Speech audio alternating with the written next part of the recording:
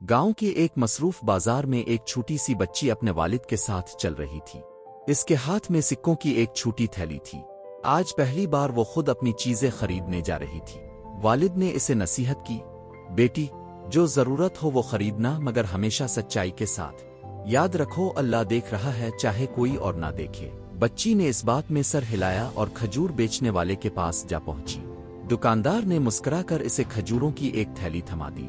بچی نے سکے دیے اور جانے لگی، مگر اچانک اس کے دل میں ایک سرگوشی ہوئی۔ اس نے تمہیں جتنا دیا ہے وہ تمہاری قیمت سے زیادہ ہے۔ بچی روکی، تھیلی کھولی اور کھجوریں گنے۔ واقعی وہ کھجوریں زیادہ تھیں۔ وہ چاہتی تو خاموشی سے چل دیتی، کوئی دیکھنے والا نہیں تھا، لیکن دل نے پھر سے کہا، اگر کوئی نہ بھی دیکھے، اللہ تو دیکھ رہا ہے۔ بچی واپس پلٹی اور دکاندار سے بولی، آپ نے مجھے زیادہ کھجوریں دے دی ہیں، میں نے صرف 10 کی قیمت دی تھی۔ دکاندار نے حیرت سے اسے دیکھا، پھر مسکرا کر بولا، زیادہ تر لوگ خاموش رہ جاتے، مگر تم نے وہ واپس کیا جو تمہارا نہیں تھا۔